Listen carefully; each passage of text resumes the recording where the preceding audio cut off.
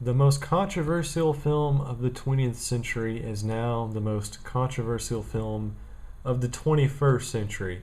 Or so is the selling point of Caligula, the 20th anniversary edition, which came out, like, what, 2000, I'm guessing, since the 20th anniversary came out in 1979.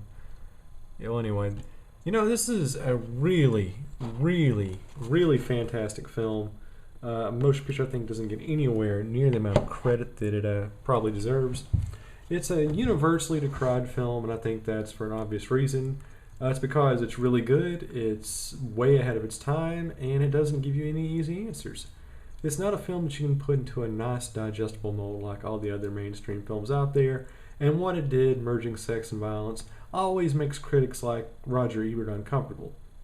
The reality is, this is a very, very great, innovative film with tremendous acting, a solid plot, and it really took a lot of chances to create something that I think we'll probably won't be able to respect as an art for another 20, 30 years.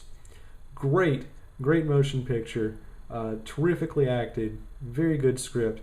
It's kind of a pell mell, to be honest. Obviously, you got Gore Vidal in there, Bob Guccione, all these guys just throwing their stuff in the mix, and whatever happened to the final script was a complete just copy and paste job. And the final film itself, as far as editing goes, it was very much a compromise effort. But I think even with all that in mind, this is a truly, truly great film. One of the best of the late 1970s, and a film that, to me at least, is a true underrated, underappreciated, degenerate cinema classic. Before I kind of give you my review of the film, I want to start with a quote from Mr. Roger Ebert from 1980. It goes a little like this. All I can say is that the makers of Caligula have long since lost touch with any possible common erotic denominator, and that they suggest by the contents of this film that they are jaded, perverse, and cruel human beings. In the 2 hours of this film that I saw, there were no scenes of joy, natural pleasure, or good sensual cheer. There was indeed a nauseating excursion into base and sad fantasies. So basically what Roger Ebert did was he completely nailed everything that made this movie great and said it's bad because it was able to do that. With motion pictures, they're all about vicarious emotions. If a film makes us laugh, it makes us feel warmth and humor. If a romantic film makes us feel a tinge of, ecstasy or a sense of belongingness with a human being, we like to give that film credit because it was effective in getting that emotional response from us. However, with a film like Caligula, which succeeds in making us feel like complete psychosexual maniacs, it does that and it pulls it off and makes us feel depressed about our own natures. Ebert, he obviously felt that and thinks it's a bad thing. He gives points off. He thinks it's horrible. He thinks that's not what makes it a great film. It makes it a terrible film. And the reality is, he's just penalizing the film for being effective. He penalized the film for being a reflection of a part of humanity that we all know exists, but nobody wants to admit. The frank reality is, Caligula is absolutely terrific. This is a great film about madness. It's a great film about excess. It's a great film about the combination of sexual and violent longings in the human soul and how eventually that leads to our downfall. This is, to me, probably the best performance that Mr. Malcolm McDowell has ever done. I think he does an even better job in this one than he did in A Clockwork Orange, which is also one of my favorite films. And really, I think A Clockwork Orange and Caligula are kind of split off versions of the exact same film, because they're making the exact same commentary about excess and depravity and sort of the merger of sex and violence, that if you don't have some sort of a way to successfully kind of break the two off, if you're not being, responsible and being an adult and facing your own inner darkness, you end up having really horrible excess that you see in both films. And I think Caligula does an even better job of exploring that, because obviously you're going back to the heyday of the Roman Empire, or really the downfall of the Roman Empire. I don't really want to get too full of myself and say this film is a complete parable for U.S. society or global society or whatever.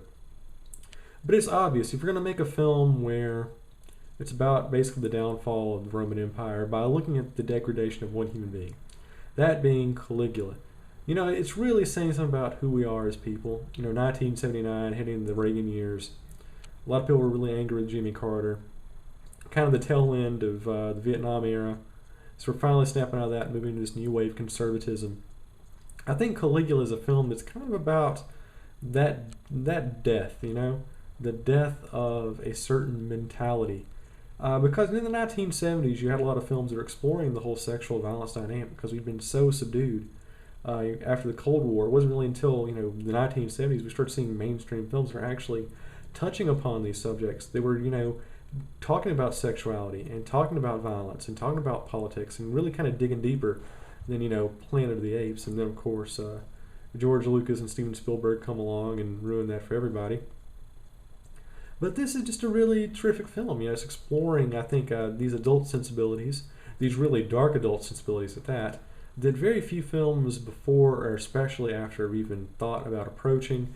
And it's just an all-around great film. I think this is a movie that probably belongs in the same category as The Devils and Sallow as being just truly great, dark, aggressive, maybe not degenerate cinema. I know I use that terminology all the time to describe films that kind of take on really more scintillating extreme material in more of a comical way, or at least a self-indulgent way. This one, I think, is not as self-indulgent as perhaps others view it. Yeah, I mean, it is Bob Guccione, so it is mildly exploitative. But I think the way that it's filmed, it's actually not really done like in an erotic manner. I think it's done to kind of emphasize excess, and it's done to kind of emphasize this emotionless and this complete just overindulgence. And I think all of the stuff in here, it's not really exploitative. I think it fits in with the theme, and I think it does an excellent job of using this very, very stark physical imagery to kind of draw a parallel between madness and the fall of an empire. And if you haven't seen it, it is a terrific film. As far as the highlights, 2.5 hours, you've got pretty much everything you can think of in here. Just an all-around great motion picture. And I don't know why this thing doesn't get more props than it gets. If you talk to anybody, they're going to tell you it's a terrible film, it's deplorable, it's sickening, it's amateurishly made, which is all signs that you should go see it. Anytime people tell you that you shouldn't go see it, that's pretty much a sign you need to go see it. And this is an all-around great film. If you haven't seen it, go see it. Caligula. It's terrific. This is art. This is the wave of the future from 40 years ago. So it's great. So Caligula, go see it.